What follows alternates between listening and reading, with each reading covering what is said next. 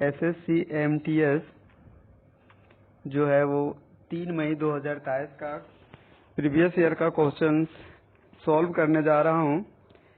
मुझे आशा है कि यह वीडियो आपके लिए लाभदायक होगा और आपने तैयारी जो है इसके आधार पे आप कर सकते हैं। तो चलते हैं, जिस प्रकार से आप जानते होंगे कि एसएससी एमटीएस का जो एग्जाम है उसमें मैथ और रीजनिंग जो है वो केवल क्वालिफाई कर दिया गया है, जबकि इंग्लिश और जीएस का भार रखा गया जिसके आधार पे रिजल्ट बन रहा है। तो ऐसी स्थिति में आप क्या करेंगे, जीएस और इंग्लिश का ध्यान देना बहुत जरूरी हो जाता है। तो चलते हैं, आज हम एक एक क्वेश्चन को लेकर इसका पोस्टमार्टम करते हैं और आप अपनी तैयारी जो है इसी आधार पे कर सकते हैं।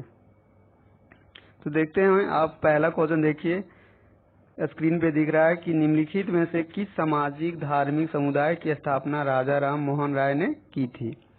तो इसका आंसर है ब्रह्म समाज। तो जैसा कि ब्रह्म समाज के बारे में आप जानते हैं कि ब्रह्म समाज का स्थापना राजा राम मोहन राय द्वारा सन 1828 ईस्वी में की गई थी। इनके द्वारा और अनेक संस्थाएं की गई थी, जिनमें से आत्मीय समाज जो था 1814 ईस्वी में कोलकाता में की गई थी और इन्होंने लॉर्ड विलियम बेटिकन जो था उनकी सहायता से सती प्रथा का भी अंत 1829 ईस्वी में की गई थी। साथ ही देखते हैं कि आर्य समाज, तो आर्य समाज की स्थापना जो था दयानंद सरस्वती द्वारा 1875 ईस्वी में बॉम्बे में की गई थी। प्रार्थना समाज की बात करें तो 1867 ईस्वी में आत्माराम पांडुरंग द्वारा जो है की गई थी और अकाली दल की स्थापना 1920 ईस्वी में सरदार सरमुख सिंह द्वारा की गई थी। तो इस प्रकार से आप जो समाज है, जितनी समाज है हमारे धार्मिक समाज है, उन्हें आप अच्छे से आप अगर नोट करें तो आपका एक प्रश्न यहाँ से लड़ सकता है। दूसरा क्वेश्चन है, दिल्ली सल्तनत के दौरान उलेमा शब्द का संबंध खाली जगह से था। तो यहाँ पे विद्वान जो था धर्मशास्त्री और न्यायशास्त्री आपका आंसर होता है। अब देखेंगे कि दिल्ली सल्तनत जो है उसकी स्थापना कुतुबुद्दीन ऐबक द्वारा सन 1206 ईस्वी में किया गया था। कुतुबुद्दीन ऐबक जो था वो गुलाम वंश का स्थापना भी इन्हीं के द्वारा किया गया था। आपके पास तीसरा जो प्रश्न है वो है 2008 से 2010 की मंदी के कारण हुई बेरोजगारी में निम्न में से किस प्रकार की बेरोजगारी का उदाहरण है। तो आपके पास 4 ऑप्शन है, शास्त्रीय, संरचनात्मक, चक्रीय, प्रतिरोधात्मक।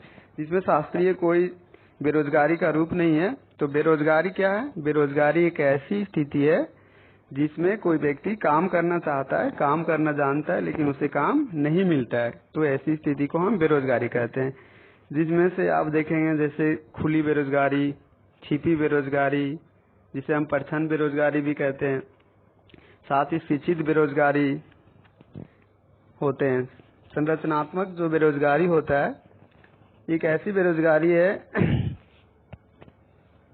जिसमें अर्थ में आपका जो आंसर है वो चक्रीय बेरोजगारी। चक्रीय बेरोजगारी ऐसी बेरोजगारी होती है जिसमें अर्थव्यवस्था में क्या होता है, उतार चढ़ाव होता है, जिसके कारण मंदी आ जाती है।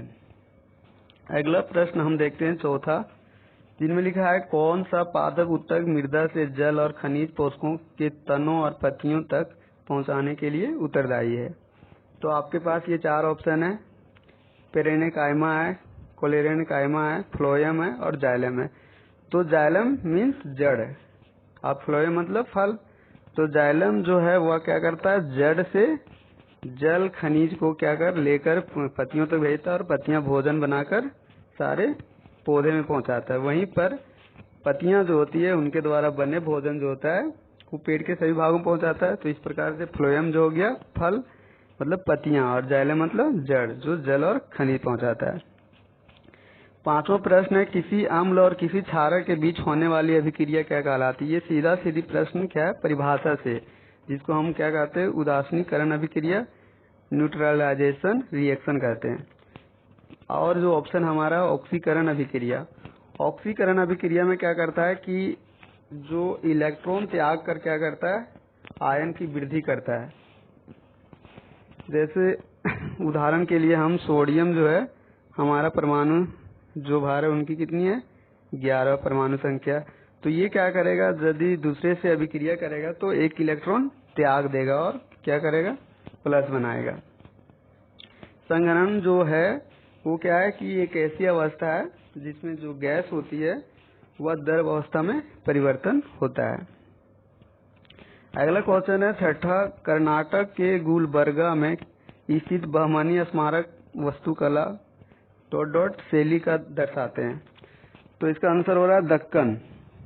तो इस प्रकार से आप देखते होंगे कि जो हमारी मंदिर की जो शैलियां हैं भारत में वो 3 प्रकार की होती है। जैसे एक नागर शैली हो गई जो उत्तर भारत की है, द्रविड़ शैली जो हो गया वो दक्षिण भारत की है, और नागर शैली और द्रविड़ शैली के सम्मिलित रूप को हम बेसर शैली कहते हैं। अगला प्रश्न है, ये life of the genius the man who knew infinitive के लेखक बताना आपको गणितज्ञ के जीवनी के बारे में। तो ये आंसर है श्रीनिवासन रामानुजन। साथ ही यहाँ पर आर्यभट्ट भी है। तो आपने आर्यभट्ट के पुस्तक जो है आर्यभट्टम पुस्तक पढ़े होंगे। इसके बाद आपका जो है 8वां प्रश्न है, किस केंद्र शासित प्रदेश का अपना एक उच्च न्यायालय है। जैसा कि भारत में कुल मिलाकर अभी जो है 25 उच्च न्यायालय है, और सभी राज्यों में तो नहीं कहा जा सकता, और दिल्ली एक ऐसा केंद्र शासित राज्य है जिसकी अपनी हाई कोर्ट है, मतलब उच्च न्यायालय है।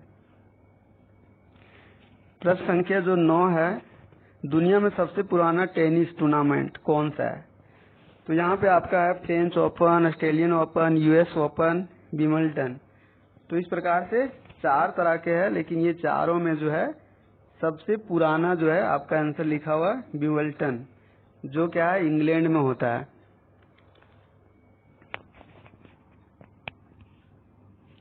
अगला, रुक्मणी देवी अरुणडेल किस नृत्य शैली का प्रसिद्ध नृत्यांगना है। मतलब यहाँ आपको देखना है कि जो नृत्यज्ञ है इनके बारे में पूछा जा रहा है, नृत्य के बारे में नहीं पूछा जा रहा है। तो भारत में कुल मिलाकर 8 क्लासिकल डांस है, जो सबसे पुराना जो है भारतनाट्यम है। तो उन्हीं की जो है रुक्मणी देवी जो है उनका एक डांसर है। ये कहाँ, तमिलनाडु का है। कथकली जो है अगर इसकी बात करें तो ये केरल की है। कुचिपुड़ी जो है वो आंध्र प्रदेश की है, और मोहिनी अट्टम जो है ये भी केरल की है। मोहिनी अट्टम मतलब मोहने वाला नृत्य। अगला को प्रश्न आपका 11 जो निम्नलिखित में से कौन सा भारत के संविधान में एक मौलिक अधिकार है। तो इसका आंसर है स्वतंत्रता का अधिकार। तो जैसा कि आप जानते हैं कि भारतीय संविधान के भाग 3 में अनुच्छेद 12 से लेकर 35 तक मौलिक अधिकार का जिक्र किया गया है, जिनमें से पहले 7 मौलिक अधिकार था, जिसे एक हटा दिया गया संपत्ति का अधिकार। अभी जो है हमारे जो है संविधान में कुल 6 मौलिक अधिकार हैं। मताधिकार अधिकार नहीं है, अवसरों का अधिकार नहीं है, रोजगार का अधिकार नहीं है, यहाँ पे स्वतंत्रता का अधिकार है। 12वां प्रश्न है, निम्न में से कौन सा फसल कटाई त्योहार प्रसिद्ध रूप से असम में मनाया जाता है। तो ये प्रश्न जो है वो फसल कटाई त्योहार से संबंधित है, जो है भोगाली बिहू। ये भोगाली बिहू जो है आपका असम का है। तो असम में अलग अलग तरह के बिहू मनाए जाते हैं। ओणम की बात करें तो ये केरल का फसल त्योहार है। लोहड़ी की बात करें तो ये पंजाबियों का मुख्य त्योहार है, जो 13 जनवरी को मकर संक्रांति के दिन मनाया जाता है। प्रश्न संख्या 13, जो वर्ष 1947 में जब भारत में ब्रिटिश शासन समाप्त हुआ तो साक्षरता की दर क्या थी। तो यहाँ पे दिख रहा है 12% है, जबकि भारत में जनगणना 2011 के अनुसार भारत की जो साक्षरता दर है वो 73% है। जबकि अभी आप अगर 2021-22 की डाटा देखें तो भारत की जो साक्षरता दर है वो 77.7 है। भारत में सबसे अधिक साक्षरता दर जो है केरल की है 94%, जबकि सबसे कम भारत के बिहार राज्य की है, जिसकी प्रतिशत 47 है। इस प्रकार से सबसे कम बिहार की और सबसे अधिक केरल की है। अब प्रश्न संख्या जो है वो 14 जो है, national institute of Indian classics dance 2021 का प्रतिष्ठित अभिनंदन सरोजा राष्ट्रीय पुरस्कार किसे दिया गया? तो ये है अपर्णा सतीशन। अगला प्रश्न है 15 उस्ताद सफात अहमद खान निम्नलिखित में से किस वाद्य यंत्र के लिए प्रसिद्ध है? तो इसका आंसर है तबला। जबकि आप तबला के बारे में जानते होंगे कि जो हमारा जाकिर हुसैन था वो तबला के प्रसिद्ध तबला वादक थे। अगला प्रश्न जो है 16 नंबर है, हर्षवर्धन के दरबारी कवि कौन थे? तो आप जान रहे हैं कि ये जो थे बाणभट्ट थे। बाणभट्ट के बारे में और क्या क्या जानकारी हो सकती है? जैसे बाणभट्ट ये 7वीं सदी के संस्कृत के कवि थे। इनके प्रमुख ग्रंथ जो था वो हर्षचरित्रम, कादम्बरी। जो हर्षचरित्रम जो था वो राजा हर्षवर्धन का जीवन चरित्र का वर्णन करता है। अगला प्रश्न जो है 17, जो बल पृथ्वी के आंतरिक भाग में घटित होते हैं उन्हें क्या कहा जाता है? तो जैसा कि आप जानते हैं कि इंडोजेनिक होता है और एक्सोजेनिक होता है। इंडोजेनिक मीन्स अंतर्जनित बल जो अंदर होता है, और जो बहिर्जनिक मतलब जो होता है एक्सोजेनिक जो बाहर लगता है। घर्षण बल जो दो सतहों के बीच लगता है जिसको फ्रिक्शन फोर्स कहते हैं। जबकि ग्रेविटेशनल फोर्स जो होता है वो पृथ्वी के द्वारा किसी भी चीज को अपनी ओर आकर्षित करने के लिए लगाया गया बल होता है, जिसके कारण किसी भी वस्तु में भार होता है। स्मॉल जी जिसको हम लोग 9.8 मीटर पर सेकेंड स्क्वायर से दर्शाते हैं, जबकि बड़ी जी जो होता है। अगला प्रश्न जो है 18, सर्वप्रथम कॉर्क की कोशिकाओं की खोज ...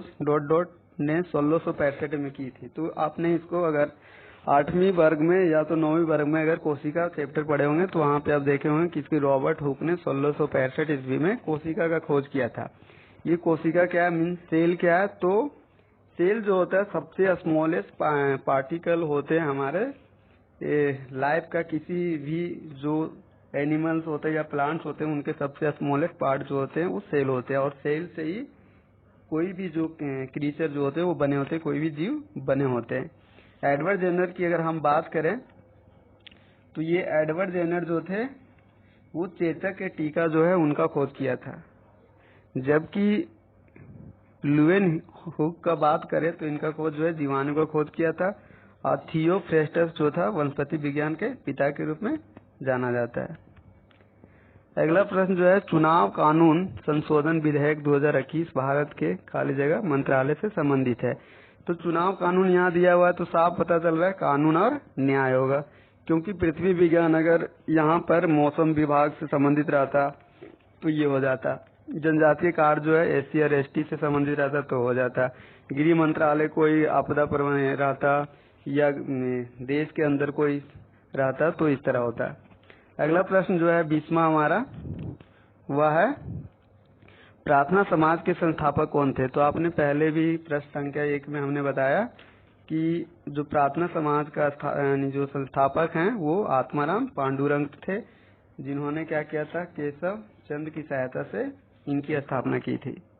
जबकि स्वामी विवेकानंद के बारे में आप जानते होंगे कि स्वामी विवेकानंद का जन्म 12 जनवरी 1863 ईस्वी को हुआ था कोलकाता में, और इन्होंने जो विश्व हिंदू धर्म सभा का जो सम्मेलन था अमेरिका के शिकागो में, वहां पर उन्होंने 1893 में भाषण दिए थे और भाइयों बहनों से संबोधित किया था।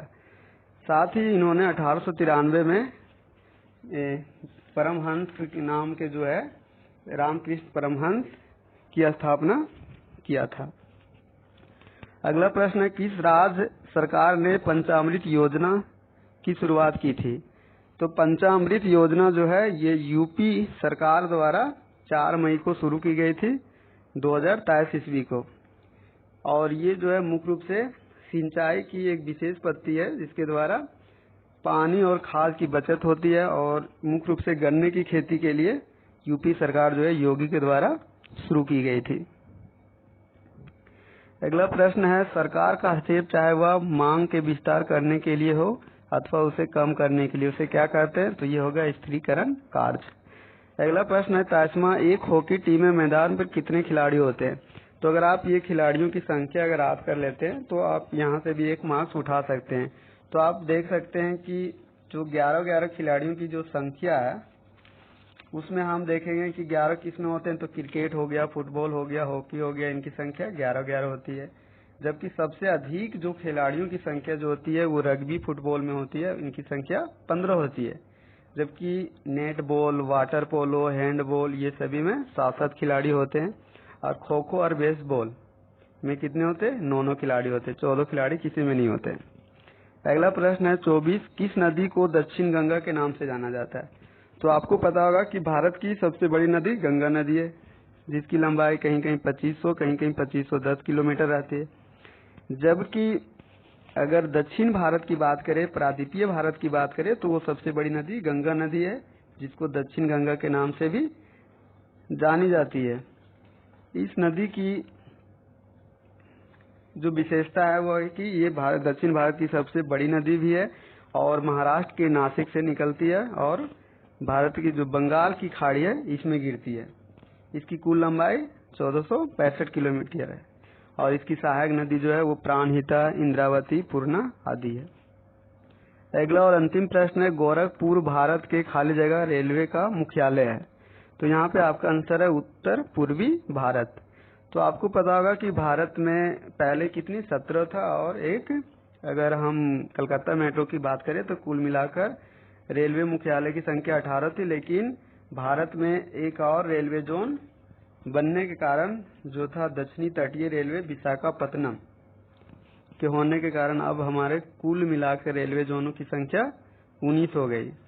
और इस प्रकार से आज का सेशन समाप्त होता है। आप देखेंगे कि अगर इस प्रकार से सारे प्रश्नों को अगर देखकर, सभी शिफ्टों को देखकर अगर आप इस पर अगर विशेष तैयारी करते हैं तो आपकी सफलता सुनिश्चित होता है। धन्यवाद। ऐसे वीडियो देखने के लिए बने रहें।